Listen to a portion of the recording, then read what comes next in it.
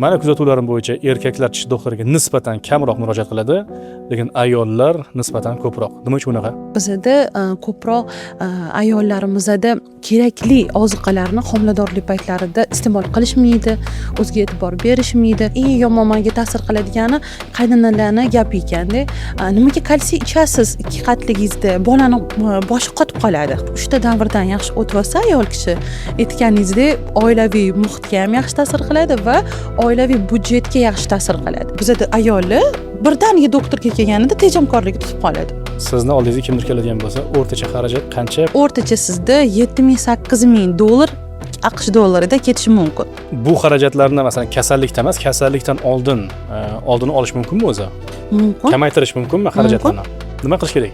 Aytamizda, qarang, bitta tishi og'rib ketdi, yonidagi tishini qilib qo'yaylik, sinib ketadi desa, yo'q, o'sha borini qilib qo'ying deb jahl qilib chiqib ketishadi ko'pchilik erkaklar. Shunaqa qilib keyin kelishadi. Hammasini aralatib tashladim, o'zimda tishim qolmadi, endi nima qilay deyishadi. Ana o'shaning uchun men bu mavzuga juda ham chuqurroq kirmoqchiman. Umuman ayol kishilarga yoki o'sha yosh turmushga chiqmoqchi bo'lganlarga maslahat bera olasizmi? Qayerdan bilsa bo'ladi bir saxiy erkakni?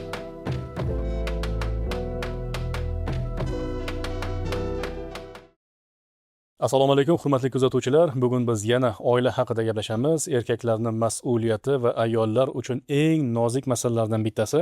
Xudo xolasa. Yaqinda bir video chiqardik. Ayollarni tishlariga qancha xarajat qilgansizlar, hurmatli aka-ukalar degan mazmunda savol berganimizda 5000 ga yaqin kommentariyalar bo'ldi va bu birinchi marta emas edi. Biz bitta videoni bir necha marta yuklaganimizda hammasi milliondan oshiq ko'riladi-da. Shu nuqtai nazardan bugun studiyamizga tish shifokori doktor Barno Dilshodovni chaqirganmiz. Ayollar uchun eng nozik masala. Ayol kishining tishlari agar sog'lom bo'ladigan bo'lsa, ma'lum bir darajada oiladagi sog'lom muhitga ham ta'sir qilsa kerak deb umid qilamiz. Mana shu mavzu atrofida bugun suhbatlashamiz. Xush kelibsiz. Assalomu alaykum. Yaxshimisizlar? Rahmat chaqirganingizga. Menda birinchi savol tug'iladi. Erkak kishi bilan ayol kishini o'zi sog'lig'ida, uni tuzilishida, ayniqsa tishlarda farq bo'ladimi? Nimaga deganda, mana kuzatuvlarim bo'yicha erkaklar tish doktoriga nisbatan kamroq murojaat qiladi, lekin ayollar nisbatan ko'proq. Nima uchun bunaqa?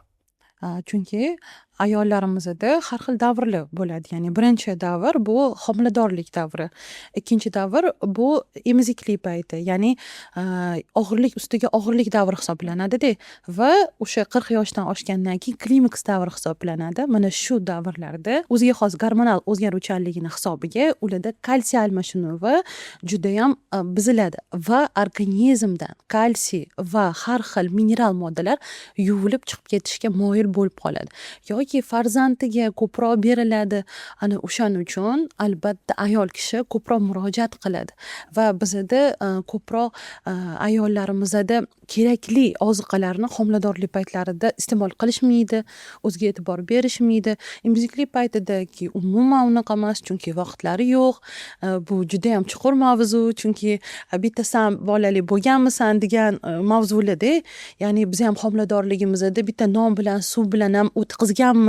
Mana polvon bolalarni tuqqanmiz. Har borib vitaminlarni ichishing kerakmi yoki bo'lmasam doktorlar aytganini ko'rishing kerak ekanmi degan har xil gaplar bor.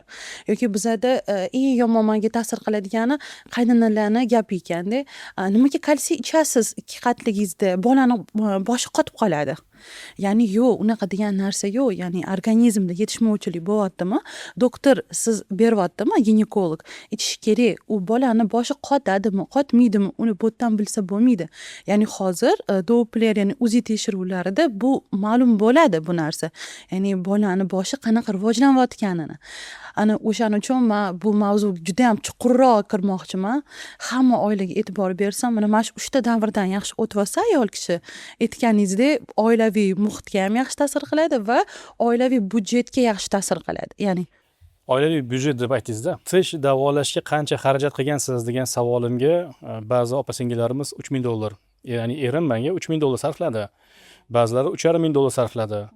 Ba'zilari agar hamma pullarni hisoblaydigan bo'lsam, shu paytgacha men bitta Malibuni sotib olgan bo'lardim degan kommentariyalar bo'ldi. Va afsuski, uni ichida 5000 ta bitta videoning ichida 5000 ta kommentariy bo'lgan bo'lsa, ba'zilari 1 tiyin sarflamagan degan kommentariyalar bo'ldi-da, bu bizni xafa qiladi. Nima uchun? Keyin yana savol beraman bu mavzuda. Mas'uliyatni olgan, uylangan, va'dalar bergan, qarayman degan, lekin e'tiborsiz tashlab qo'yishligi. Savolim byudjet masalasida. Biz tishni davolashga ko'proq xarajat qilamizmi yoki bo'lmasam kasallikni oldini olish mumkin bo'lsa agar, siz aytgandek kalsiy, yana qo'shimcha nimalarni ichish bilan kelajakda bu xarajatlarni oldini olish mumkinmi? Katta xarajatlarni. Albatta mumkin. Men voyaga yetayotgan qizlarga murojaat qilgan bo'lardim. Ya'ni mana shu 11-12 yosh. Ko'pchilik qizlar meni oldimga keladi. Bu juda ham nima desa bo'ladi, ota-onasi tomonidan nazoratga olinmagan.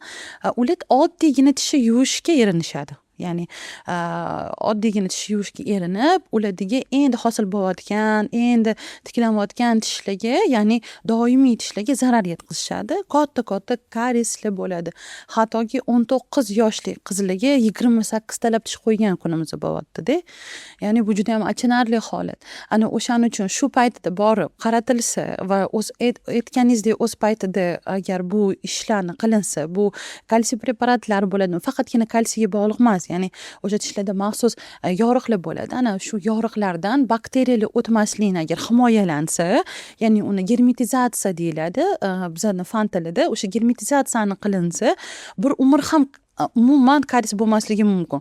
U degani mana ota-onalar hammasi tishini qizlarni germetizatsiya qilib uzatsin degani emas.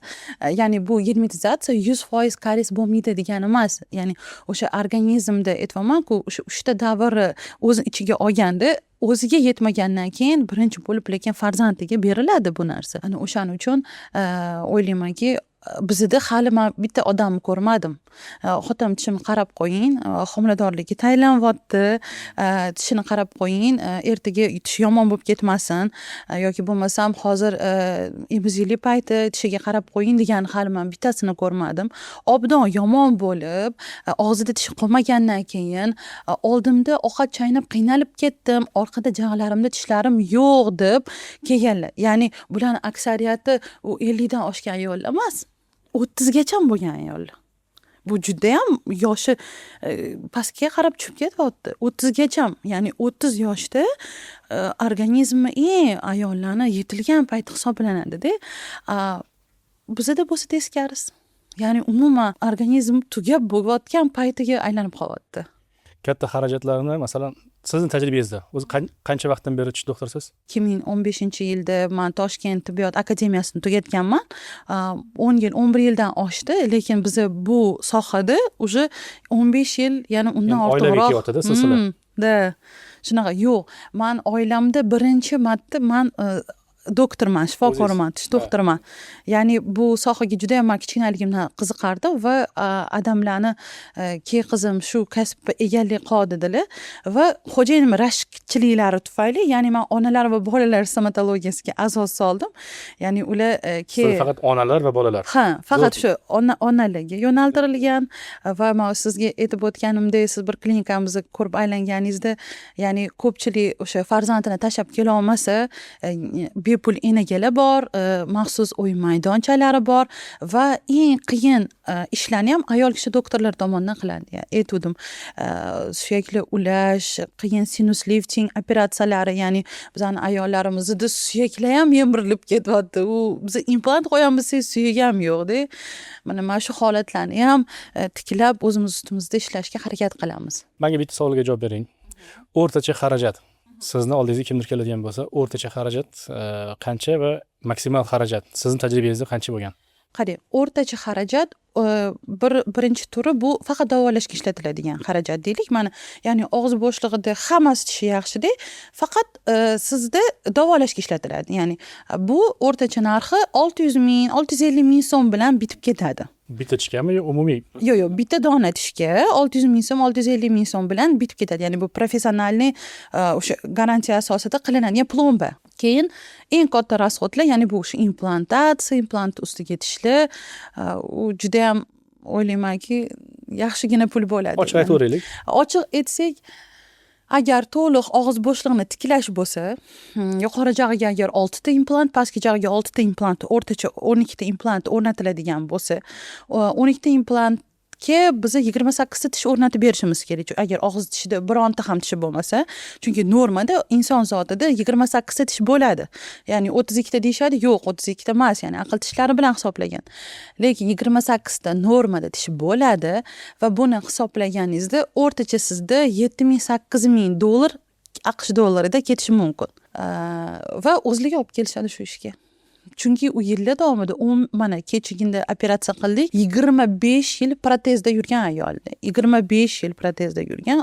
Umuman tasavvur qilib bo'lmaydi. U qachon oxirgi paytda u tishi borligini eslolmaydigan ayollar bor. Даже o'zligiga yetisha olmaydi. Voy, men tishim yo'q edi. Hurmatli kuzatuvchilar, hurmatli aka, ukalar, sizlardan iltimos qilaman, men hozir eshitdinglar. 7-8 ming dollargacha borishligi ehtimoli bor ekan. Undan ham 10 ming dollargacha ham borishi 10 ming dollar. mumkin. Bu xarajatlarni masalan kasallikdan emas, kasallikdan oldini olish mumkinmi o'zi? Mumkin. Kamaytirish mumkinmi xarajatlarni? Nima qilish kerak? Mana bizda Kalsiy ichish kerak dedingiz masalan. To'ppa-to'g'ri. Undan tashqaricha. men shu juda ham ko'p gapiramanda. Sizlar bizda juda ham ko'p bizda ayollar birdaniga doktorga kelganida tejamkorligi tutib qoladi o'ziga nisbatan. U eri qilaman, kelma, bo'ldi, bo'la qolsin deb doktor gapiga, chunki erkaklar ochiq oydinlikni yaxshi ko'radi. Ya'ni doktor aytsa qilish kerak deb o'ylashadi. Erkaklarda shunaqa. Ayol aytishadiki, bu hozir aldab meni erimdan pul olyapti degan narsalar ham bo'lishi mumkin. Lekin o'ylashmaydiki, hozir kim taraf bo'lyapti doktor? Doktor san taraf bo'lyapti. Ya'ni ayol kishi taraf bo'lyapti. Bu paytdan foydalanib qolish kerak. Agar aqlli, dono ayol bo'lsa, doktor to'g'ri aytyapti deb foydalanib qoladi. Ya'ni aytamiz, bu tishingizga juda ham katta plomba qo'yilgan. Keling, o'sha sinib ketmaslik uchun siz buni ustiga koronka kiydiring deymiz. Yo'q, koronka emas, menga oddiy tog'lab qo'yaveringlar, bo'laveradi deb birdaniga tejamkorlik pozitsiyasiga o'tib olishadi. Ana o'shanda bo'pti, o'zingiz bilasiz, lekin men buni davolamayman. Ustiga tish kiydirmasa men garantiya bera olmaymiz deyishadi. Keyin kelishadi 1-2 yil, aytganingiz o'sha tish bo'ldi, tegi tugi bilan sinib ketgan. Endi yana nimaga o'tadi? Puli bor implantatsiya qildiradi deb, puli yo'g'i qaysidir doktorlarning gapiga kirib, ikkita yonidagi sog'lom tish aralatib, nima kiydiradi? Most kiydiradi. Ya'ni sizda bitta tishi kasriga yana 3 ta tish ketdi. Sog'lomchilik ketadi. Bo'ldi, ketyapti. Shunaqa qilib keyin kelishadi. Hammasini aralatib tashladim, og'zimda tishim qolmadi, endi nima qilay deyishadi. O'shaning uchun bu joyda ham o'sha eri yoki bo'lmasam mana aytamizda, qarang, bitta tishi og'rib ketdi, yonidagi tishini qilib qo'yaylik, sinib ketadi desa, yo'q, o'sha borini qilib qo'ying deb jahl qilib chiqib ketishadi ko'pchilik erkaklar. Mana shu holatlar ham bor. O'shaning uchun o'ylaymanki, agar oshqozon ichak doktori bo'lganida hech kim sporlashmagan bo'lardi, to'g'rimi? Xirurg bilan qachon ko'rgansiz sporlashgan? Yo, men oshqozonim mana bunaqa operatsiya qilib qo'yaveray, mayli, bo'laveradi degan. Yo'q, unaqa emas, doktor gapiga kirishadi. Chunki ular mavhum narsa. Ko'zini oldiga oshqozonni keltira olmaydi. Lekin bu organ ko'zi bilan ko'rib turgani uchun o'ylashadiki, men oynada ham ko'rib o'zim bilib olmayman, yaxshi deb o'ylashadi. Bu daraja yomon emas deb o'ylaydi-da. Yo'q, unaqa emas. Даже lor organlarini biz bila olmaymiz. Siz yuqorida aytdingiz, meni oldimga xotinim homiladorlikka biz tayyorgarlik ko'ryapmiz yoki bo'lmasam hozir homilador yoki emizikli, nima qilsak yaxshi bo'ladi deb turib, konsultatsiyaga hech kim kelmaydi deb aytdingiz. Kelmaydi, umuman hech kim. Nima tavsiya qilasiz o'zi? Nima uchun bu konsultatsiyalar kerak? Konsultatsiya обязательно kerak. Nega desangiz, aytayman-ku, hozir siz aytyapsiz, katta xarajatlardan qochinglar deyapsiz. Chunki birdaniga agar o'rtacha oilada bitta mashinani puli bo'lsa, u o'ylaymanki, u oilada tabiiyki janjal keltirib chiqaradi. Ya'ni ayol arazli desa, men tishim qildirib bermayapsan deb, bu yoqda erkak masanga qatdan tobi o'z bola chaqamni orttira olmayapman deydi. Mana shu ish bo'lgandan ko'ra aytayotganingizdek, kelsin, ko'rsatsin, nima muammo bo'lyapti. Aytganingizdek, birdaniga katta xarajatlarni shartda ko'ndalang qo'yish kerak emas oilaga. To'g'ri aytilyapti, hozir zamon birinchi o'rinda bolalarni yedirish kerak, ichirish kerak, o'qitish kerak va soliqqa byudjet ajratish kerak, to'g'rimi? Agar o'rtacha ish haqqi bilan olinadigan bo'lganda ham, agar siz bir oyda bir marta bitta tish doktoriga borsangiz, siz oilaviy byudjetingizga ta'sir qilmaydi. Chunki agar siz 100 ming so'mingizni tejaysizda atigi. Mana 100 ming so'm bilan siz konsultatsiya qildirasiz, u konsultatsiya sizga informatsiya beradi va siz bu byudjetingizni, ya'ni o'lchaysiz. Ya'ni mana shu oyda mana shuncha rasxod qilaman sanga, yaxshi bo'lar ekan. Ya'ni men mana shu ishga bormayman. Ya'ni bu oddiy matematik oilani umuman yaxshiligini ta'minlaydigan narsalar-da. Lekin ular bu narsani ta'minlash o'rniga обязательно обширно katta urushlar, janjallar. Men bir aytib o'tganman, san o'rniga undan ko'ra boshqa xotin olaman degan erkaklar ham bo'lganda. Bu xarajatlarni ko'rgandan keyin, eshitgandan keyin. Voy, bu bitta sani og'zingga bitta nimani spark puli ketyaptimi? Undan ko'rasi men bitta boshqa ayol olaman, tishli. Vaholanki u bechara 5 ta tuqqan bo'lgan ayol.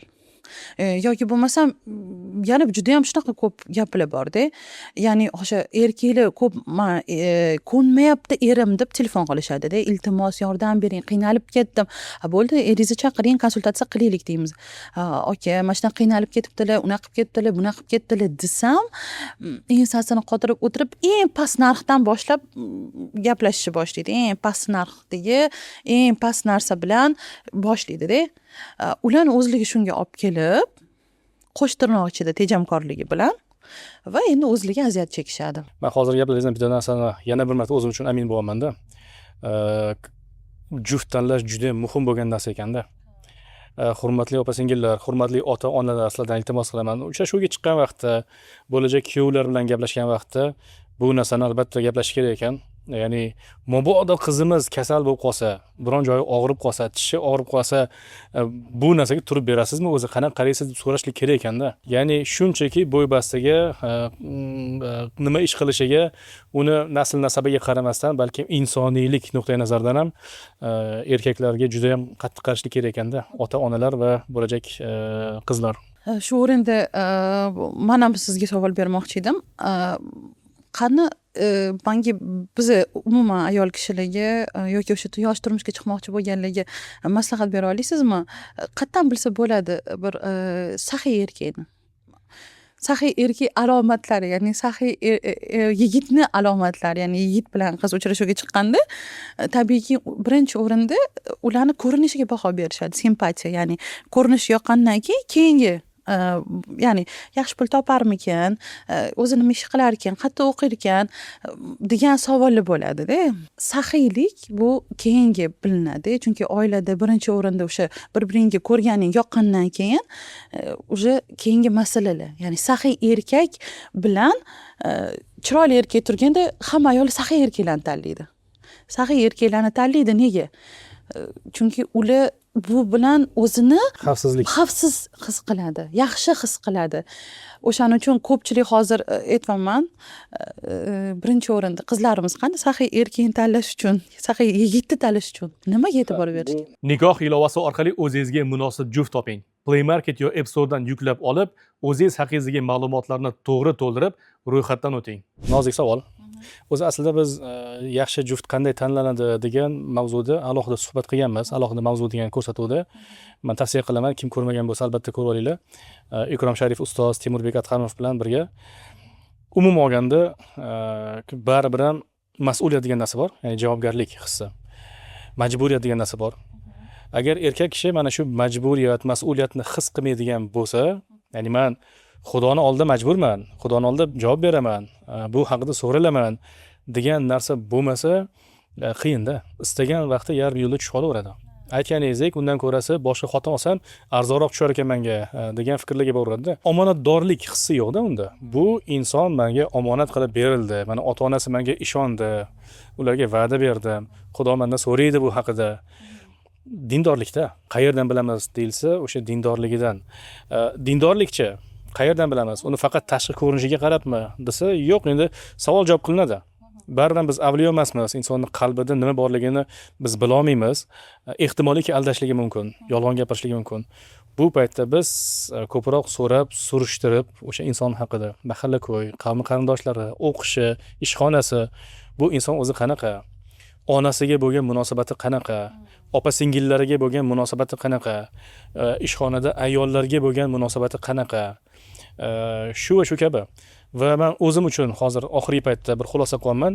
Insonni qanaqa ekanligini bilish uchun uni Instagramda kimga obuna bo'lganligini kuzatish kifoya qiladi-da. Hozir shu ham ma'lum bir darajada me'yor bo'lib qoldi. Agar Instagramda bo'lar bo'lmas har xil tuturuqsiz narsalarni kuzatib, shu orqali agar vaqtini o'tkazayotgan bo'lsa, kuzatib, katta ehtimol u ham o'zi tuturuqsiz inson bo'ladi. Lekin bir yaxshi insonlarni kuzatib, bir mazmunli, foydali narsalarni ko'rib kelayotgan bo'lsa, ehtimoliki u bir mas'uliyat nima ekanligini tushunib yetadi. Turli xil vaynerlar, turli xil qiziqchilar yoki bo'lmasam Yevropa, Amerika yoki bo'lmasam haligani haddan tashqari ochiq-sochiq qizlarni kuzatib, ularga obuna bo'lib, ularni like bosib, bu noto'g'ri narsalarda, ya'ni qadriyat, dindorlik, mas'uliyat degan narsalarni ko'rmaslik mumkin. Asosiy yoshligini, vaqtini, qimmatli vaqtini, ya'ni bema'ni narsalarga sarflayapti-da. Ha, agar masalan aytganimizdek obunachilar, ya'ni o'zi obuna bo'lib kuzatayotgan insonlar yaxshi bo'lsa, katta ehtimol bilan o'zi ham yaxshi bo'ladi. Endi do'stlari kim? Do'stlariga Kimlar bilan masalan vaqt o'tkazyapti, nimalarga vaqt o'tkazyapti? Va men aytaman, uyimiz oldida, bu haqida oldin ham gapirganman, uyimiz oldida kompyuterxona bor. Kechqurun 2 da chiqsangiz, 3 da chiqsangiz, sahar 20 ta mashina turgan bo'ladi. 15 ta, 20 ta, 30 ta mashina turgan bo'ladi. Aksariyati oilali. Yosh bola, 18 ga to'lmagan bola mashina haydashi mumkin emas, uni pravasi yo'q. Pravasi bor, aksari masalan menimcha o'ylayman, oilali insonlar. Kechqurun soat 2 da uyda ota-onang, farzandlaring, oilang oldida o'tirmasdan kompyuterxonada nima qilyapsan? Umumiy ma'noda shunaqangi xulosa qilish mumkin-da. Lekin aytganimdek, biz insonlarning qalbini bila olmaymiz. Uni xatti-harakatlari, o'zini tutishi, qilayotgan ishlariga qarab turib bir ma'lum bir darajada ozgina bo'lsa ham va qolaversa bu sinov dunyomiz, imtihon hayotda yashayapmiz. Shuning uchun ba'zan bizga imtihon va sinov tariqasida shunday juftlar beriladi. Lekin bandasi baran sababini qilishlik kerak-da. O'qib, o'rganib, surishtirib, keyin masalan men aytaman, qizlar jondan aziz bo'ladi. Istagan otaga aytsangiz, qizing uchun joningni berasanmi desa, nechtasini beray dedi. Meni jonimni olganda, lekin qizimga masalan tegma deyishligi mumkin-da. Lekin erkaklar mana siz gapingizga qaraganda, undan ko'rasa boshqa xotin olganim yaxshi degan narsa bu juda ham insonni xafa qilardi. Xo'p, menda yana savol tug'iladi. Hozirgi suhbatimizdan kelib chiqib, sizni oldingizga mijoz sifatida keladiganlar, erkaklar ya'ni, ota bo'lib o'zini qizini olib keladiganlar ko'proqmi? Qizimni qarab qo'ying iltimos deb, yoki bo'lmasam erlar o'zini ayollarini, ayolimdan biroz mazasi yo'q, tishi og'riyapti, qarab qo'ying. Qaysi biri ko'proq? Bizda aynan farzandlarga ko'proq, bolalarga ham ko'proq e'tibor berganmiz. O'sha dinozavriklarni ustida o'tkazib, juda ham yaxshi gapirib, ularni tishlarini qildirishga harakat qilamiz edi. To'g'ri aytyapsiz, mas'uliyatli erkaklar ham bor, mas'uliyatsiz erkaklar ham bor. O'sha mas'uliyat bilan bitta erkak keladi, qoyil qolaman, 5 ta farzandi bor. 5 ta farzandi bor. 5 ta farzandini tishini aytadilar. Hamma tishini qarab qo'yinglar, nima muammosi bor? Aytinglar. Endi ko'rinib turibdiki, u toparman, tutarman. Bitta erkak keldilarki, juda ham qoyil qoldim. Ayolim bu tishiga e'tibor bermaydi farzandlarim. O'zim qaramanmi, bolam tishi yiringlab ketibdi, rosa yomon ahvolga tushib ketibdi. Gap pulda emas deyapti-da, ko'rinishlaridan, o'zini yurish-turishidan juda ko'p pul topadigan erkakka o'xshamaydi. Achindim ham. Ya'ni o'sha bilmadim bu nimaga olib borib qo'ygan. Ya'ni o'sha aytganingizdek jonini berib, mayli deb o'sha yaxshi joyga olib keling. Balki o'sha puli to'g'ri kelmas unga, balki qimmatli qilar yoki boshqa qilar. Lekin iltimos qarab qo'yinglar, nima desanglar qilib qo'yinglar, shuni joni og'rimasin. Qizimni joni og'rimasin deb olib keladi-da. Keyin bitta ayol keldilar-da oldimga. Yig'ladilar, ularning yaqinda otalari o'tib qolgan ekan. Aytganingizdek eri umuman bir tiyin pul sarflamaydi uni tishiga. judayam o'sha yig'lab xafa bo'ldilarda. Aytardilarda, otam rahmatli kechasi tishim og'risa moshinaga o'tkazib qaysi stomatologiya ochiq ekan, keyin olib kirib bolamni tishini og'ritmagan, mana shu qizimni tishini og'ritmagan, nech pul desam beraman, eng yaxshi ukolingdan qilgin, shu umuman og'riq sezmasin deb aytarkanda. Shu otamni eslayapman, otamchalik hech kim menga mehribon bo'lmas ekan deydi. Hozir deydi, mana qarang ahvolimni deydi-da, уже 40 ga chiqmadim, bitta tishim yo'q deydi. Bitta tishim, sog' tishim yo'q deydi. Vaholanki men deydi 3 ta farzandni dunyoga keltirdim, 4 ta farzandimni yo'qotdim. Ya'ni o'sha vaqtidan oldin tug'ruq bo'lib yo'qotdim. U ham tug'ruq hisoblanadi, u ham homiladorlik hisoblanadi. O'sha paytda ham tish ketadi, boshqa ketadi. Men aytayapmanki, shunchalik mas'uliyatsizligi ham bor-da erkaklarni, shunchalik. Oxirgi etap. Endi dindorlik masalasida saxiy dedingiz, to'g'ri, ham sinov o'qib beriladi dedingiz. Yana bitta ayol keldilarki, yig'lab, mani erim agar ko'chada shunaqa odam desa hech kim ishonmaydi. Ko'chadagiligi juda saxiy. Juda toparmon, judayam saxiy, judayam yaxshi. Hamma o'ylaydiki, u odam bir beqiyos odam bo'lsa kerak deb o'ylaydi. Lekin beqiyos odam bo'lsa kerak deb o'ylaydiki, aytganingizdek namozlarini ham qoldirmaydi, boshqasini ham qiladi. Lekin deydi, bir tiyin pul bermaydi. Hatto farzandim kasal bo'lib qolsa ham. Bo'ldi, o'sha farzandi kasal bo'lsa, oyisinikiga jo'natadi. Va tishi yiringlab keldida, o'sha nima qilasiz, yiringlagan tish olib tashlaysiz, boshqa ishi ham yo'q. Tashagandan keyin yig'lab keyin safar kelyapti-da, boruvdim deydi, qaynanam bitta olmani olib dedim-da, tishlab, mana tishma shunaqa bo'ladi, shunaqa sog'lom bo'ladi, kelin olsa tishiga qarab olish kerak ekanda, sog'lom tish shunaqa bo'ladi deb olmani qirchillatib tishlab oldimga qo'yib qo'ydilar deyapti-da. Vaholanki qaynanam men 2 dona tuqqanlar deyapti-da. Qaynanam 2 dona farzand, bitta o'g'il, bitta qiz tuqqanlar deyapti.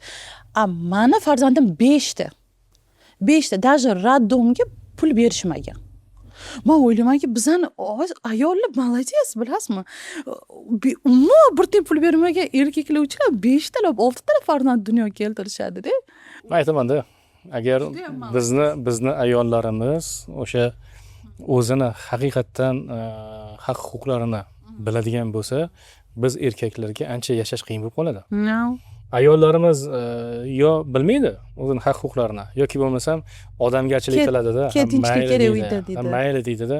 Bunga ko'z yumishadi, lekin men aytaman, xudo xolasa mana shu narsalar ham qurbonlik sifatida, ya'ni inson o'zini qurbon qilishligi sifatida baholanadi va Xudo uni martabasini oshirib qo'yadi. U bekordan shunchaki yo'q bo'lib ketadigan narsalar emas-da. Oilasi, farzandlari uchun masalan o'zini qurbon qilib yashayaptimi? Ha, balki u dunyoda biroz qiynalishligi mumkin. Ha, odam aytishligi mumkin, arzimaydi. Odam o'zini qurbon qilishlikka bu darajada arzimaydi. Ha, dunyo uchun arzimasligi mumkin, lekin baribir bizning hayotimiz dunyo bilan tugab qolmaydi-ku. Undan keyingi hayot bor, undan keyingi holatlar bor. Bu o'z-o'zidan masalan yo'q bo'lib ketmaydi. Xudo hamma narsani e'tiborga olib qo'yib turib, galishga qo'yib qo'yadi va vaqt kelganda mukofotlanadigan paytlar keladi-da, xudo xolasa. To'g'ri aytadi. Mana deydi, kichkina bolam deydi, o'sha o'g'il farzandim, "Oyi, yig'lamaysiz, tishingiz og'riyaptimi? Men sizni katta bo'lganimda ko'p pul topaman, deb sizga zo'r tishlar qo'yib beraman. O'zim stomatolog bo'laman" derkanda. Men o'ylaymanki, ya'ni farzandlar ham ko'rib turibdi. Agar bu yerda agar nohaqlik bo'layotgan narsa bo'lganida, haqiqatdan oilada bu narsa juda ham chuqur qaralmayotganida. Chunki tish og'rig'i jon og'rig'i. Bilasizmi? Firavnni bir marta ham tishi og'rimagan ekan. Umuman. Chunki bu og'riq juda ham chidab bo'lmas og'riq. Men o'zim qulog'im og'ridi va o'sha juda ham og'rig'i juda ham his qildim. Chunki tishim shunchalik og'rig'iga hali qo'yib qo'ymadim, chunki o'zim stomatolog bo'lganimgami.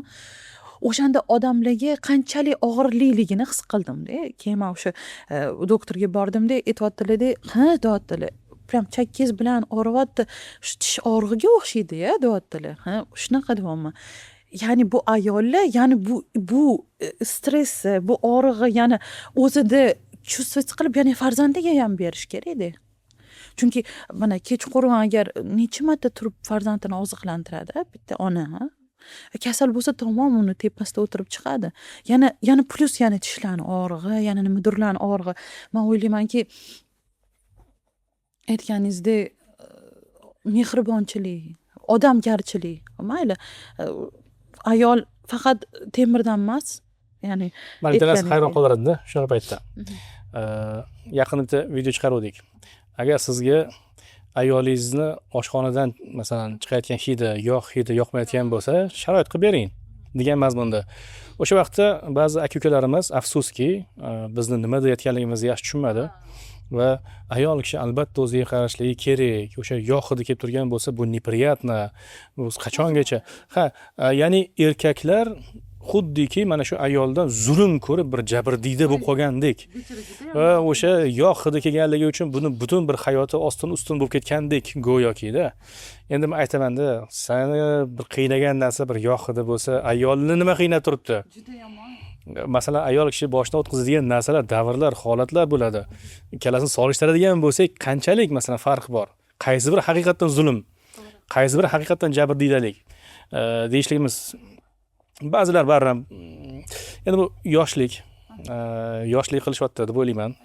Boshiga tushgandan keyin endi biz aytamizda, sen ayolingga qilayotgan muomalani, ertaga qizingga, ering, kuyovi, sani kuyoving shu narsa, xuddi shu narsani o'zingnikini takrorlab bersa, sani kserokopiyang, masalan, qizingga kuyov bo'lib turib tushadigan bo'lsa, rozi bo'larmiding? Yo'q, xohlashmaydi. Yo'q, xohlashmaydi. O'ziga o'xshagan kuyov bo'lishni umuman xohlashmaydi. O'shanga biz aytamizda, Даже o'zgarish kerak. Men hozir kulib aytaman-da, bir xillada xo'jayinimga aytaman-da, o'zingizga o'xshagan bo'lishni xohlaysam, yo'q, mendan yaxshi bo'lsin. Ya'ni qiziga har doim yaxshi bo'lishini xohlaydi. Yo'q, yana o'sha Shayx Muhammad Sodiq Muhammad Yusuf gaplarini ham esladimda, ayol kishiga bo'lgan munosabat to'g'risida o'sha, ya'ni o'sha baxtiyor oilada aytganlik. Aslida erkaklar ayollarga xizmat uchun. O'zi biz xizmatini qilamiz, lekin aslida shu ekan. Chunki og'ir yuklarni ko'tarish bu erkaklarga xos ekan. Ya'ni umuman og'ir ishlar qilish. Ya'ni bizda og'ir ishlar qilish bo'yicha hozir ayollar chempion-ku. Ya'ni mayli deb, lekin bundoq qarasangiz u gruz, u juda ham og'irlik, lekin og'ir ishlarni qilish uchun erkaklarni aslida Alloh kuchli qilib yaratgan. Ya'ni ayollarni nega unaqa emotsional qilib yaratgan? Ya'ni aytganingizdek, oilada bir kun yaxshi gapirsangiz, voy adasi ekan deb uchib ketadi, ertasi kun baqirsangiz, baqirganingizga ko'z yumadi. Ya'ni bir kunda farzandli onani oldiga necha marta keladi? Har xil bo'lar bo'lmas savollar bilan. Men bilmayman, bu qizilmi, nega qizil, bu oqmi, nega oq? Necha marta keladi? Agar shu erkak kishi ishdan kelgandan keyin agar farzandi 10 tadan oshiq oldiga kelsa, 11-chisida janjal bo'ladi. Lekin ayol oldiga 100 marta kelmaydimi? Uni tabiati qabul qilib ketadi shu narsani. Lekin erkakka tabiati emas. O'shaning uchun ham o'ylashadiki, shuni joniga bermaylik. O'sha o'ylaymanki, baribir ayolni ham o'sha chuvstvovat qilib. Men bitta narsani iltimos qilmoqchiman, uzr gapingizda bo'ldim. Gapingiz haqiqat. Ayollar hozir juda ham og'ir narsalarni bo'yniga olishyapti. Sababi erkaklarning mas'uliyatsizligi. Erkak kishi qilmagandan keyin ayol shu narsani ko'tarishlikka harakat qiladida. Faqat bu yerda biroz oshirib yuborish bor. Qaysi ma'noda farzand tarbiyalaganda farzandlarni ham masalan xuddi shunaqa mas'uliyatsiz qilib qo'yamizda. Sizlar to'g'ri, ayollar, opa-singillarimiz. Bolam deydi, ehtiyot bo'l, qilma, o'zim aytaman, o'zim qilaman. O'g'il farzandlarni. Qizlarni emas. Qizlarni naborot, sen ertaga bitta joyga borsang nima qilasan? Qilmamishi. To'ppa-to'g'ri, o'g'illarniki men o'zim juda ham ko'p kuzatdim. Ayniqsa bitta o'g'li borligi tamom ekan. Umuman o'g'li ular uchun hamma narsa. Instagramda ham juda ham ko'p prikollar ko'rdimda, agar men qizlar juda ham yig'lash kerak o'zi buni aslida ko'rsa. Qiz bola aytadiki, agar men kasal bo'lsam deyapti-da, oyisi aytadiki, anta dorini ichib ol deyapti. Agar o'g'li kasal bo'lsa, "Voy, mo'ysinnochik" deb oldiga borib, o'g'lim deb o'tirganini ko'rsatyapti-da. Ya'ni bu narsa, ya'ni nechta odam ko'rgan bu narsaga layk qo'ygan. Ya'ni uni hayotida ham shu narsa. Shunaqa. Agar ayollar, opa-singillarimiz o'g'il tarbiyalashda biroz halaganu qo'polroq bo'lsa, qo'pollik deganda yomon munosabat emas. Ya'ni imkon darajasida uni shaxsiy fikrlari borligidek. Bolam sen nima deysan? Bolam uni qil, bolam buni qil deb, ya'ni unga mas'uliyat yuklab, javobgarlik qilib, vazifalarni buyurib, fikrni so'rab, endi yosh bola to'g'ri adashishligi mumkin, lekin sen nima ham bilarding demasdan, bolam to'g'ri, yaxshi fikrlar olsan, lekin mana bu narsalarni unutding. Bu narsalarni ham e'tiborga olgin deb turib fikrlashini ham ozgina randalab borgan bo'lsa, to'g'rilab. Bola ertaga yaxshi u birovni qizini xafa qildirib qo'ymaydi o'sha paytda. Yaxshi qiladi, mas'uliyatli qiladi, baxtli qiladi, ko'zini yosh oqizib qo'ymaydi. Aytganingizdek, kechasi bilan bo'lsa ham masalan ehtimoliki borib qidirib topadida og'ritmaydi deyishligi mumkin. Xotinini ham. Endi to'g'ri, mas'uliyatsiz yigitlar bor, lekin mas'uliyatli yaxshi insonlar ham ko'p deb o'ylayman-da. Juda ham ko'p bo'lsa kerak. Hammasi ana qora bo'lib ketmasin, hammasi yomon bo'lmasin. Yo'q, menda bitta opa singillarga uylangan aka-ukalar kelishdi. Ular unaqa pul yig'ishgan. Ayolini tishi uchun pul yig'ishgan. O'ylayapsizmi, aka-uka o'tirib, kelinglar endi bu xotinlarimizni tishini qildiramiz deb pul yig'gan. Ya'ni bu bitta narsaga, ya'ni o'sha ukasi akasidan ko'ra ko'proq pul topadi va birinchi bo'lib aka sizni ayolingizni qildiramiz, chunki siz meni akamsiz deganda ukasi ko'proq mablag' qo'shganda kelyaptiki, aytyapti, nech pul ketadi, eng yaxshisini qilib bering. Shunaqa erkaklar ham bor. Keyin deyaptiki, keyingi oy yana o'sha nech pulligini bizga aytsangiz, biz o'sha pulni yig'ib kelamiz qanchadir muddatda va mana shu singilni tishini qildiramiz. Va o'sha opa singillar hozir meni kuzatib turishgan bo'lsa, o'zlari ham kulishadi, tishligini qildirib olishdi, chiroyli qilib qildirib olishdi. O'sha erkakni aytaman-da, qanaqadir aytishadiki, meni kichkinaligimdan deydi adam aytganlar, xotin xafa qilmagan. Xotinini hamma nima desa bo'ladi, hamma uni talablarini, ya'ni o'sha to'g'ri talablarini ayolini birinchi o'rinda erkak ta'minlash kerak. Erkak bo'lishing kerak deb, mana shu pulini, aka-ukani pulini adasi yig'ib bergan, qaynota. Qarang, bu to'g'ri yondashuv-da. To'g'ri yondashuv. Ya'ni oilani mas'uliyatini erkaklar olyapti, oilani erkaklar boshqaryapti. Ya'ni tabiiyki erkaklar boshqargan oila hech qachon tanazzulga uchramaydi. Ya'ni haqiqiy erkaklar boshqargan. Endi ko'pchilikda o'ylayman, budjetni bir xillarda ayollarga berib qo'yishar ekanda, o'sha ayollarni o'zi. Lekin ayollar o'ylaymanki, baribir Farmon bebega o'xshaydigan bo'lsa, yo'q, men yaxshi ko'rmayman unaqani. Bu nima keragi bor? Yo'q. Shart emas degan bu noto'g'ri narsa. Erkak kishi bo'lgan albatta yaxshi. Men bu narsani qo'llab-quvvatlayman. Menga ayting, Toshkent shahrida nechta filiallar bo'lsa-da? 2 ta. Nechta qo'lingizda xodim bor? 30 ga yaqin. 30 ga yaqin. Orasida turmushga chiqmagan qizlar ham bormi? Ko'p, shogirdlarim. Juda ham ko'p, 25, 26, hattoki 28 ga kirgan qizlar ham bor. Hali turmushga chiqmagan. Oliy ma'lumotli doktor qizlar ular. Xo'p, ular bilan gaplashganingizda ularda nima qo'rquv bor? Bitta mani shogirdim yaqinda uchrashuvga chiqdi. Adasini 5 ta zavodi bor ekan. 5 ta zavod, kuyov bolani otasini. Zo'r Mercedes mashinalarda kelibdi.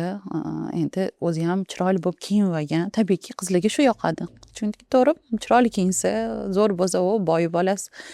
Keyin o'tirib gaplashganida, u qiz o'zi aqlli qiz-da. U ham to'g'ri, u kambag'allik qiz emas, u ham boy odamning qizi.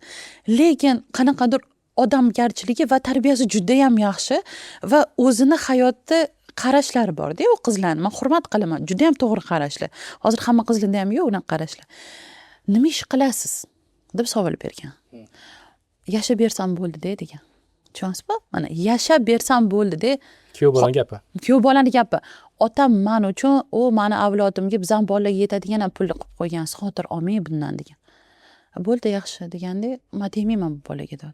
Ya'ni yashab bersa, bola bermagan-ku. Nimaga erkak kishi bo'lib turib birovga qilinadi? Hattoki eng boyi bolasida ham bitta hunar bo'lish kerak. Deyapti-da, hunar bo'lish kerak. Yoki chiroyli gapirsa bo'ladi. Yoki men aytayapmanki, yaxshi sani Xudo yaxshi ko'rib, ichidagisini shappa etib qo'yibdi. Yoki mana bunaqa desan ishonarding-da. Otamni mana biznesini davom ettiraman desa, "O, qanaqa yaxshi bola ekan"dirding. To'g'ri aytibdi, ya'ni ichidagisini etib ketibdi. To'g'rimi? Mana shunaqa insonlar ham bor. Nima qilaman deyapti unaqalarga deb. Xo'p, qo'lingizdagi qizlar 25, 27, 28 yana qanaqa qo'rquv bor? Yoki bo'lmasa yaxshi yigitlar chiqmayapti deb o'ylayaptimi? Nima muammo o'zi? Hammasi aytadiki, mas'uliyatsiz deydi. Mas'uliyati yo'q. Sizlar qayerdan bilyapsizlar mas'uliyati yo'qlarni? Nima xohlayapti? Hop, nima bo'lsa rozi bo'ladi. Nima deysiz? Ya'ni aytayotki, o'zini ishlab turgan joyi bo'lsin, o'zini hunari bo'lsin va hayotga qarashlari bo'lsin. Bitta joydan chiqsin mana gapimiz. Xudo xolasa kelajakda mana bunaqa bo'ladi, bunaqa bo'ladi, ishonuring. Xudo xolasa yaxshi bo'ladi. Mana mash ishlarni. Unaqa gaplar yo'q-da. Yosh bolalarning gaplari. Yosh bolachalarning gaplari deydi-da. Xuddi deydi, maktab bolasi nima gapiradi, shunaqa gaplar gapiradi deydi-da. Ya'ni ma'naviy ruhiyati juda ham past darajada rivojlanganda, aytasiz-ku. Boy bolasi bo'ladimi, kambag'alli bolasi bo'ladimi? O'rtacha yashaganlarniki ham mana men ko'ryapman. Umuman yo'q shu. Endi to'g'ri, balki men kasb hunar hisoblamayman, balki meni kimdir qoralar taksichilik hunar balki. Yo'q, hunar emas. Hunarli bo'lish kerak. Qanaqadir jihatdan hunarli bo'lish kerak. Baribir ertaga ilm yo'lidan ketadimi, hunar yo'lidan ketadimi-da, ya'ni hayotda ertaga men qolib ketmayman degan aytyapsiz-ku, ya'ni bezopasnost, ya'ni o'zini shu inson bilan xavfsiz his qilish kerak-da, ya'ni xavfsizligini ta'minlay olmayapti. Ya'ni mana shunga yerga tegib ketsam, ertaga qolib ketaman bolalarim bilan o'zimga o'zim degan narsa bo'lib qolyapti. Men ham fikringizga qo'shilaman, qaysi ma'noda? Tirikchilikni aybi yo'q o'zi aslida. Tirikchilikni aybi yo'q, lekin taksi qilish hunar emas-da, kasb emas. Nima uchun degan savol. Farazan pravasini olib qo'ydi. Bir yilga masalan pravadan rishat qiladigan bo'lsa, bu tirikchilik to'xtadi deganda. To'g'ri. Moshinaga nimadir bo'lib qoldi. Moshina urib oldi yoki bo'lmasa yana nimadir holatlar bo'ladigan bo'lsa, tirikchilik to'xtab qolishligi ehtimoli ko'payadi. Lekin agar qo'lida hunari bo'lsa, kasbi bo'lsa, nimagadir bog'lanmagan, mashina bo'lsa bog'langanda iloji yo'q, pravaga bog'langanda va hech narsa qila olmagandagina inson taksi qilishligi mumkin deb o'ylayman-da. Hech narsa boshqa hamma narsani qilib ko'rdim, o'xshamadi, lekin tirikchilikning aybi yo'q. Haloldan topib keladigan bo'lsa, omadini bersin, barakasini bersin, lekin hunari bo'lsa, nur ustiga alo nur bo'lardi. Masalan, farazan chet elga ketdi. Chet elga kelib turib, haligi Amerikada blog yuritadigan yigitlar bor. Instagramda boradida kimdir uyda nimadir almashtirish kerak bo'lsa, u soat bay ishlashadi yoki bo'lmasa ish bay ishlashadi-da, ko'rsatadi. Falonchi narsani qildim, uni to'g'rilab berdim, buni ya'ni hunari bor qo'lida. Amerikada bo'lsa ham yaxshi pul topadi. Yevropaga borsa ham o'sha narsani qilsa bo'ladi. Afrikaga borsa ham o'sha narsani qilsa bo'ladi. Qo'lida instrumenti bo'lsa bo'ldi-da. Qo'ygan hamma narsani qilib ketaveradi. Men yigitlarga murojaat qilmoqchiman, hurmatli ukalar, aka-ukalar. Bizga bir singlimiz ham aytuvdi. Biz Qamar kitoblar do'konida bir nima qildik. Kitoblarni taqdimotda qatnashgandik. O'sha yerda ham aytuvdim. Qizlar hozir kitob o'qimagan yigitlarga turmush chiqsa kelmayapti. Kitob o'qiganmi, qaysi kitoblarni o'qigan bilan uqqanmi degan narsalar. Ba'zi opa-singillarimiz kitob o'qimagan bo'lsa, yo uzr, men sizga to'g'ri kelmas ekanman deb turib rad qilishyapti. Undan tashqari kasb hunar bo'lmasa, ertaga nima bo'ladi? Jon ukalar, jon aka-ukalar, iltimos biron bir kasb qo'yinglar, o'qinglar. IT sohasi yaxshi rivojlanyapti hozir. Sun'iy intellekt, men o'zim ham hozir 40 ga chiqib turib o'qiyapman. Najot ta'limda prompt engineering degan kurs bor. Dasturchi bo'lmasam ham masalan, lekin sun'iy intellekt bilan ishlash imkoniyati ochilyapti-da hozir. O'qinglar, iltimos. Kitob o'qinglar. Xudo xolasa mana shu narsalarni qilsanglar, yaxshi qizga uylanishlik imkoniyatinglar sizlarda oshadi. Shunchaki haligi birinchi duch kelganiga emas, hamma men rad qilyapti degan haligi o'zingizda motivatsiyalar tushib ketmaydi. Yaxshi qizga uylanishligiga ehtimol ko'payadi.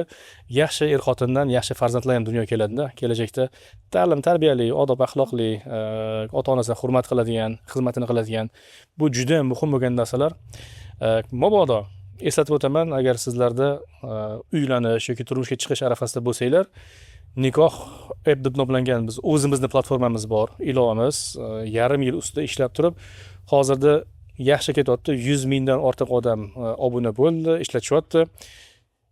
O'zingiz kim ekanligingizni chiroyli qilib anketangizni to'ldirib bersangiz, yolg'on aralashtirmasangiz va kim sizga kerakligini sun'iy intellektga yozib bersangiz, sizga mos bo'lgan insonlarni topib beradi va oila qurishingiz, yaxshi inson bilan oila qurishingiz ehtimoli ko'payadi. Eng birinchi narsa niyatni to'g'ri qilinglar.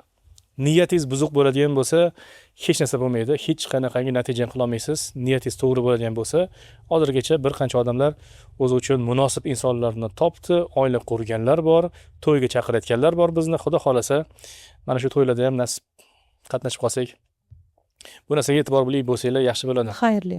Xayrli. Sizdan tavsiya so'rayman. Xo'p, katta xarajatlarni oldini olish uchun xarajatsiz yoki minimum xarajat bilan biz o'zimiz uyda nima qilishimiz mumkin bo'lgan ishlar bor. Tish tozalash dedingiz yuqorida. To'ppa-to'g'ri. Ba'zilar tish tozalamaydi. Eng muhimi tish yuvish. Qanday yuvish kerak, nima bilan yuvish kerak, qanaqangi tavsiyalaringiz bormi o'zingizga xos? Undan tashqari yana nimalar qilsa bo'ladi? Birinchi o'rinda bizda tish yuvishga qaratilgan bo'lsa, to'g'ri tish shotkalarini tanlasin. Ya'ni o'sha yosh bolalarga maxsus bolalarga yumshoq tish shotkalari tavsiya etiladi. O'sha maxsus yumshoq tish shotkalarini tanlasin. Katta o'rta yoshdagida, o'rtacha qattiqlikdagi tish shotkalarini tanlasin. Juda ham ko'pchilikni ko'raman, qattiq tish shotkalarda yuvadi-da, tishi emalini qirib tashlaydi. Mana bu ham keyin ertaga issiq sovuq sezishga, tishlarni tez yomon bo'lib ketishga, tishlarni sarg'ayib ketishiga olib keladi. Va o'ylaymanki, ertalabki nonushtadan keyingi tish yuvishi bilan uxlashdan oldingi tish yuvishi yaxshilab e'tibor bersin. Ya'ni o'sha uxlashdan oldingi tish yuvish bu eng muhimi va birinchi o'rinda turadi. Chunki bu paytda uxlashdan oldin tish yuvilsa, uxlaganda so'lak 50% ga kamayib ketadi. Ya'ni so'lak miqdori. Chunki bizda so'lakda bizda tabiiy immunoglobulinlar ishlab chiqaradi. O'tda bakteriyalarni o'ldiruvchi har xil fermentlar bo'ladi. U tabiiy ravishda yuvilib turadi. Bu aktiv kun bo'yi. Uxlagan paytda bu 50% ga kamayib ketadi. Ana o'sha momentda hamma bakteriyalar qo'zg'alishni boshlaydi. Ana o'shaning uchun ham tunda tishi og'rig'i ham juda ham kuchayib ketadi. Shuning uchun tungi e'tibor berish kerak yuvishga va eng yana muhimini aytib o'taman, o'sha tish pastasini almashtirib turish kerak. Ya'ni bir gal o'sha kalsiy mikroelementli, keyingisi o'sha oqartiruvchi tish pastalari va tish shotkalari ham xuddi shunaqa. Men ko'ramanki, 1 yillab yotadigan tish shotkalari bor-da, o'zim tanishlarim uyiga ham kirsam ham 1 yil ichida u senga zarar bo'lyapti u narsa, senga foyda bo'lmayapti. Kerak bo'lsa har oy almashtirsin. Har oy almashtirsin. Har oy almashtirganda o'sha ichlariga kirib olgan o'sha mikro bakteriyalarni babu ko'z bilan ko'rib bo'lmaydi-ku. O'shalarni oldini olgan bo'ladi. O'sha organizm yana tushishi oldini olgan bo'ladi.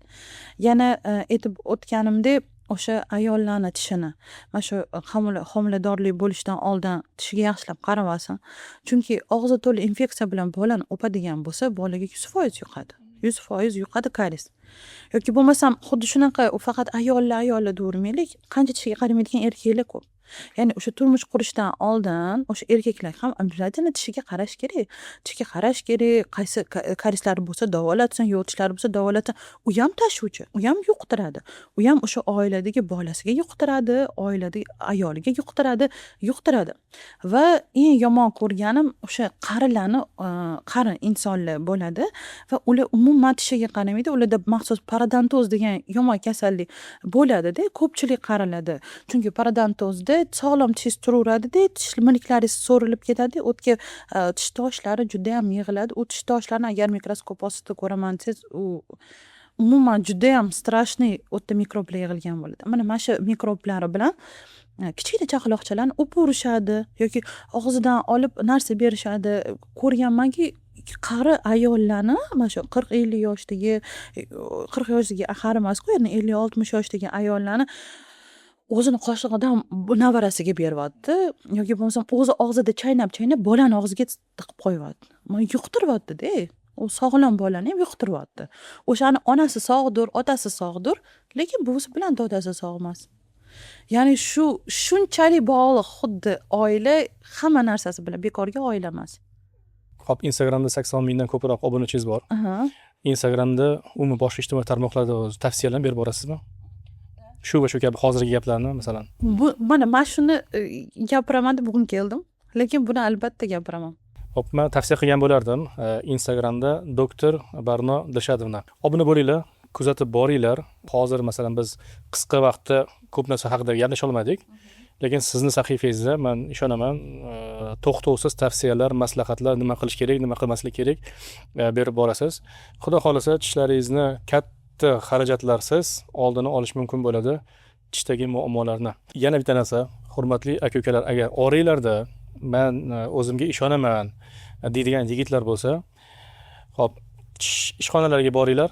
Ishxonalariga boringlar, o'zlari bilan uchrashib, men ishchilaringiz bo'lsa agar yaxshi yigitlardanman deb balkim o'zlari bilan, qizlar bilan emas, o'zlari bilan gaplashib ko'ringlar.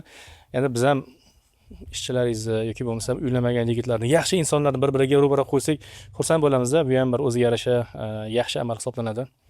Hayda olmaysizmi unaqa yigitlarni? Yo'q. Yoki bo'lmasam onalari keladigan bo'lsa, Yana bitta narsani aytib o'tmoqchi edim.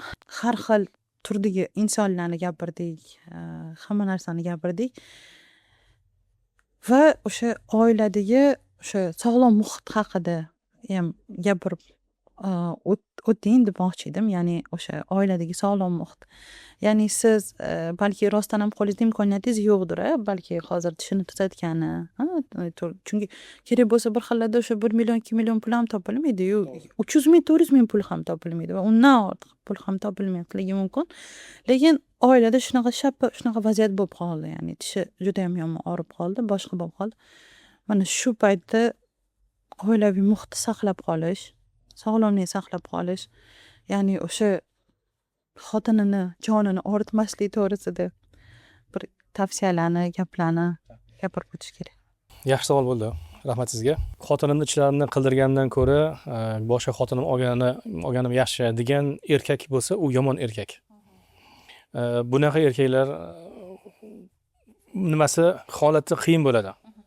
Vafot qilgandan keyin. Men tavsiya qilgan bo'lardim. Hurmatli aka-ukalar, mobodo haqiqatdan hozir imkoniyatingiz yo'q. Ayolingiz boshini silab qo'ying. Onasi boshini bu yoqqa qo'yganda, seni yaxshi ko'raman. Vaziyatimizni hozir bilib turibsan. Ozgina qiyin.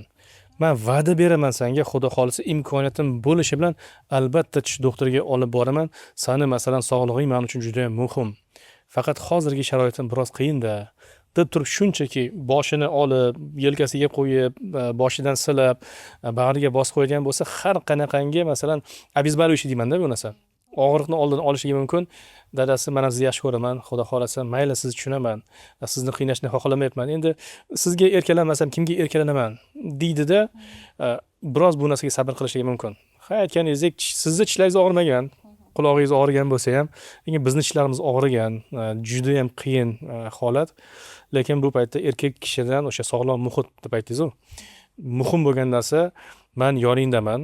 Men seni qo'llab-quvvatlayman, seni tashlab ketmayman, seni boshqa xotinga almashtirmayman. Lekin ozgina menga vaqt ber, imkoniyat ber. Albatta seni tishlaringni qaratamiz. Nafaqat tishlarni, umuman sog'liq masalasida bu haqiqiy mard erkaklarning ishi. Lekin imkoniyati bor bo'lib turib qaratmaydigan bo'lsa, bu nomard ishlarning ishi. Nomard erkaklarning ishi. Sog'lom muhit bu juda ham muhim bo'lgan narsa. Er-xotin bir-birini yaxshi ko'rishi. Yaxshi ko'rmaylar, mayli. Juda ham haligi nima bo'lgan taqdirda ham, lekin omonat ekanligini esdan chiqarmasanglar, eng kamida. Haligi bir qariyani nimasi bor? Hikoyasi bor. Biz buni ilgari ham ko'p aytganmiz.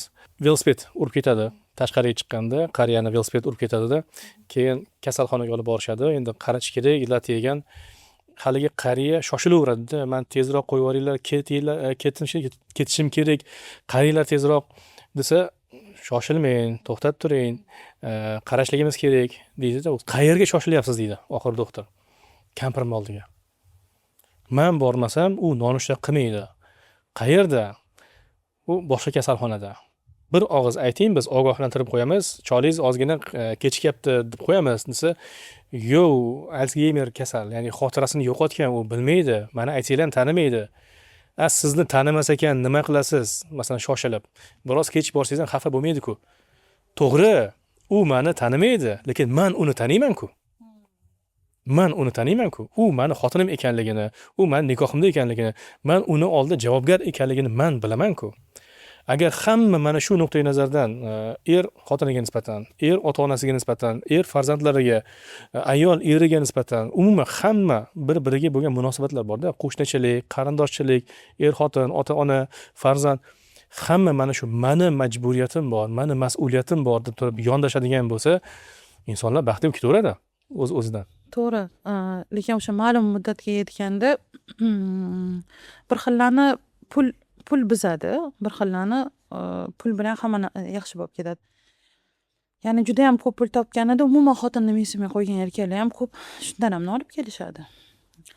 Juda ham ko'p pul topadida, endi uni dunyoqarashlari xotinini dunyoqarashlariga to'g'ri kelmayapti. Shu 20 yildan beri to'g'ri kelib turdi, 30 yildan beri to'g'ri kelib turdi, endi bir 31-yilda to'g'ri kelmayapti-da. Mana shu dunyoqarashlar to'g'risida aytib o'taman. Ya'ni siz o'sha hamma paytingizga chidab, o'sha pulsizlik bo'lgan paytingizda, studentlik paytingizda, o'sha uyingizga bitta non ham olib kelmagan paytingizda chidagan ayolingiz birdaniga ko'zingizga yomon ko'rinib qolishi. Bu ham juda ham yuragini ezadigan holat. O'sha ko'p e'tibor beryapman, o'sha ma'lum yoshga yetgandan keyin, o'zini go'zalligini yo'qotgandan keyin birdaniga ularning qo'lida puli bor bo'lgani uchun ko'ziga boshqa go'zal ayollar yaxshi ko'rinib ketishi, o'zini uydagi boriga sabr qilib turgan ayol ko'ziga biram bir yomon bo'lib ko'rinib ketishlari ham juda ham ko'p. Mana shunga ham rosa ham ko'p banda ayollar nolib keladi-da. Va o'sha momentida birdaniga eridan pul ham olisha olmaydi. Endi sen pul sarflab nima qilaman? Bitta tishing qildirganing bilan chiroyli bo'lib ketaman deb o'ylayapsanmi? Yoki unaqa qilib ketyapsanmi? Yoki bunaqa qilib ketyapsanmi degan qanaqadir yerga urganlik, yomon gaplar gapiriladi-da. Ana o'shanda aytayapmanki, undan boy odamlarni ham ko'ryapmiz. Juda boy. Например, Murod aka, Murod Building xo'jayini, Murod Nazarov faqat ikkita gaplarini bittasida ayolim mana yaxshi bo'lgan oldimda turgani uchun mana shunaqa natijalarga erishdim deyishadi-da. Hech kim ensasi qotmayapti bu gapga. Yoki bo'lmasam ularni agar urevenini agar solishtiradigan bo'lsa, hozir xotinini mensimayotgan erkaklarni, qo'shtirnoq ishidagi boy erkaklarni, uni agar moliyaviy nuqtai nazardan yoki hayotga erishganlarni solishtirsangiz, yer bilan osmon farq bor. Lekin u ayolni birinchi o'ringa qo'yibdi. Xuddi shunaqa, ya'ni men eng yaxshi ko'radigan tadbirkorimiz Jahongir aka Ortiqxo'jayev. Ular ham umuman ularning ishxonalaridagi bitta muhit bor ekanda, kim ayolini hurmat qilganlar bo'ldi, o'sha sensiya qilinar ekanda. Kim ayolini hurmat qilmasdan aytganingizdek puli ko'payib qolib boshqa bo'layotgan bo'lsa, xayr, alvido deylar ekanda. Ishxonasida xayr deylar ekanda. Shunchalik birinchi o'rinda qaratilar ekan. Mana bular ham boy insonlar. Lekin ayolga bo'lgan to'g'ri munosabatlarini qarang. Ayolga yaxshi gapirish kerak, ayolni tushunish kerak. Ayolim. Mana shu o'zinglarni bir solishtirib ko'ringlar degim keladi-da, shunaqa momentda hech gapira olmayman. Bittasi bor. Odamlarni bu kabi xatti-harakatlari uchun siz aytgandek, biz ularni javobgarlikka torta olmaymiz. Biz bunga mas'ul emasmiz va bizda unaqa vakolat ham yo'q. Biz faqatgina nasihat qila olamiz, eslata olamiz. Eslatmalardan bittasi nasihatlardan. Hayot xuddi supermarketga o'xshaydi. Siz supermarketni ichida aravachani olib, xohlagan narsangizni olib yuraverasiz. Kun davomida yuravering. Istagan narsangizni oling, hech kim sizdan bir so'm pul so'ramaydi. Hisob kitob qilmaydi. Qachongacha desa, qachonki siz kassaga borguningizcha. Hayot ham xuddi shunday. Siz yashayapsiz, 30 yil, 50 yil, 60 yil, 80 yil umr ko'rdingizda, istagan narsangizni qilaverasiz. Toki kassa o'sha qabrga borguncha. Undan keyin hamma narsa, savol-javoblar, hisob-kitoblar boshlanadi. Endi savatga nima solgan bo'lsangiz, o'shani hisobini berasiz-da. Bu kimgadir nasihat o'laroq. Agar ko'zini ochadigan bo'lsa, xursandmiz. Sani gaping kimsan deydigan bo'lsa, marhamat. O'lishni, masalan, qabrga tushishni va kassaga borishlikni biroz kutib turing. Uzoq emas. Ozgina qoldi deydi-yu. Sizga rahmat. O'ylaymanki, bu opa-singillarimizga ham foydali ma'lumot bo'ldi va ayniqsa aka-ukalarimizga, ya'ni uylanmaganlar uchun ham bo'ladigan bo'lsa juda zo'r bo'lardi. Xudo xolasa man uylansam xotinimga zo'r qarayman, kasal qilmayman degan bitta odam bo'lsa ham niyat qilgan bo'lsa, biz shundan xursand bo'laveramiz. Bitta odamga masalan ta'sir o'tkaza olsak. Fikringlarni kommentariy yozinglar. Mabodo doktorni xizmatlaridan foydalanmoqchi bo'lsangiz, faqat onalarga va bolalarga xizmat ko'rsatishadi. Yunusobodda va Minorda joylashgan joylar bor. Instagram sahifasiga o'tsangiz, lokatsiyalari bilan ko'rsatib qo'yilgan. Yaxshi bo'ladi. Hech bo'lmasa aytganimizdek, olib borib konsultatsiya uchun bo'lsa ham qarab qo'ying. Nima bo'lyapti o'zi deb qo'ysanglar, biz xursand bo'lamiz. Fikringlarni kommentariy yozib qo'yinglar. Hammanglarga rahmat. Tan joyinglar sog', umringlar uzoq bo'lsin.